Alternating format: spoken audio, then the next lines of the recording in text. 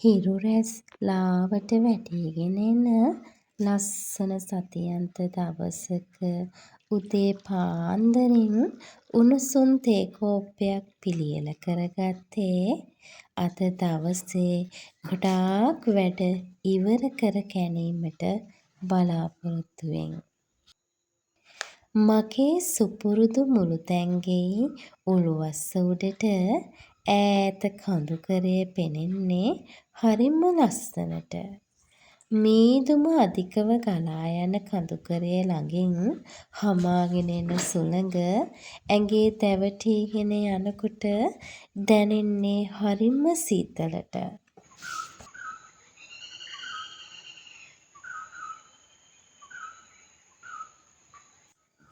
මල් පිපිලා කුරුළු හඬවල් ලස්සනට ඇසෙන සුන්දර දවසක් අද උදා වෙලා තියෙනවා.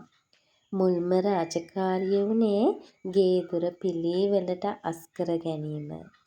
ගෙදර පිළිවෙලට තියෙනවා කියන්නේ මනසට සුවදායි පරිසරයක් නිර්මාණය කරගන්නවා කියන එක. අපිළිවෙලට තියෙන තැනක අපි ඉන්නකොට අපේ මනසත් හරිම අවුල්. ඒ නිසා තමයි මම මුල්ම රාජකාරිය විදිහට මගේ ගේ පිළිවෙලට අස් කරලා තියාගන්නේ. එතකොට ඉතුරු වැඩ ටිකත් මට පිළිවෙලට කරගන්න පුළුවන්.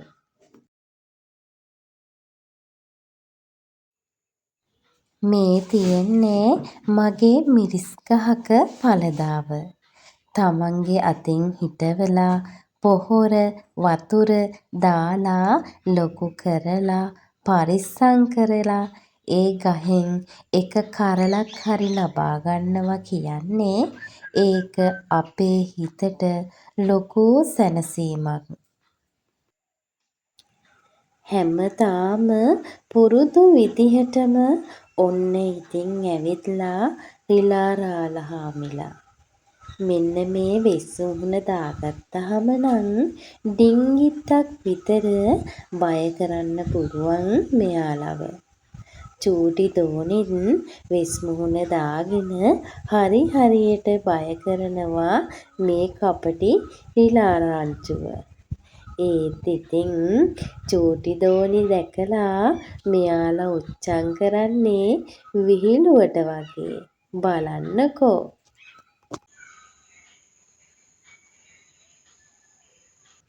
ගේ පිළිවෙලට අස් කරගත්තට පස්සේ ගේ වටේ මිදුල ටිකක් අපිළිවෙලයි වගේ පේනවා.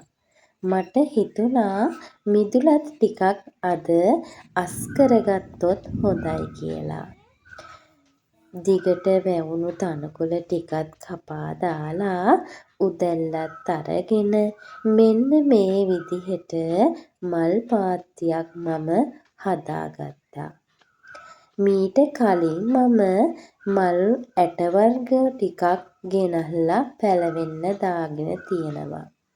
මල් පිපෙන අටපෙතියවල කහ පාට තැඹිලි පාට පැල දැන් ගොඩාරියක් හැදිලා. ඉතින් ඒ පැල ටික හිටවන්න තමයි මම මෙන්න මේ තණකොළ පිස්ස දිගේ මල් පාත්තියක් හදාගෙන යන්නේ. අව්ව වැටෙනකොට මල් පැල ලොකු වුණාම කහ පාට තැඹිලි පාට අටපෙතිය මල් පිපිලා සමනැල්ලෝ මීමැස්සෝ ගොඩාරියක් එනවා ඒ වගේ පැණි බොන්න. ඉතින් අන්න ඒ විදිහට ලස්සනට මෙන්න මේ තණකොළ බිස්සට එහායින් තියෙන තැන හදාගන්න තමයි මම මේ ලෑස්ති වෙන්නේ.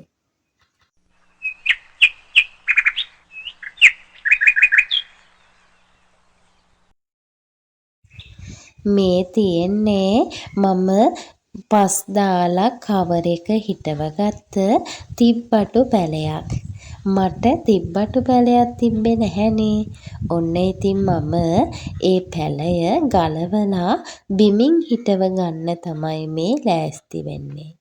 මොකද තිබ්බටු ගහ කියන්නේ ටිකක් උසට වැඩෙන ගහක් නිසා මේ කවරෙට මේ ගහ තියන්න බෑ. ඒ නිසා ඒක දැන් ලොකුයි ටිකක්. ඒ කියන්නේ ගෙඩි හැදෙන්න ඉස්සෙල්ලා මට ඕනි වුණා මේ පැලය ගලවලා බිම හිටව ගන්න. ඔන්න ඉතින් මම ඒ පැලෙත් ගලවලා අද මෙන්න මේ විදිහට බිම හිටව ගත්තා.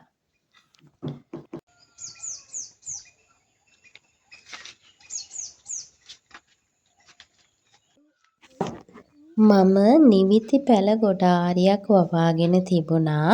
ඒ කියන්නේ නිවිති කොළ සතියකට දෙපාරක් වගේ කඩාගෙන කෑම වලට එකතු කරගත්තා.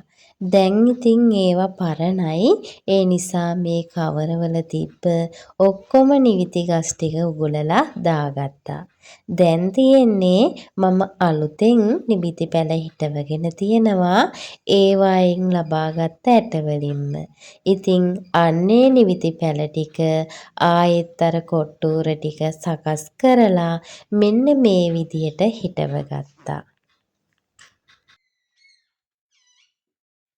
ගේයි මිදුරයි පිළිවෙලට අස් කරගත්තට පස්සේ චූටි දෝනිටයි මටයි හිතුණා ඇඹරැල්ල අච්චාරුවක් හදාගෙන කන්න.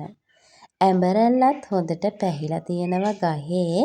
මේ ටික මේ විදියට තිබුණොත් රිලා රංචුව අනිවාර්යෙන්ම කනවා. ඒ නිසා අපි දෙන්නත් එක්ක පාත තිබුණු ඇඹරැල්ල ගෙඩි ටිකත් කඩාගෙන ඒ ටිකත් ඇහිඳගෙන ඇවිල්ලා හොඳට සෝදගෙන ලෙලි ගහලා ඉවර වෙලා කෑලි වලට කපලා ගම්බිරිස් ඇටයි ලුණුයි කුඩු කරලා මිරිස් කුඩු පොඩ්ඩකුත් ඒකට එක්කාසු කරලා රස අච්චාරුවක් හදාගත්තා. ගෙදර නැතිදාට ඇඹරැල්ල ගෙඩියක්වත් ඉතුරු වෙන්නේ නැහැ.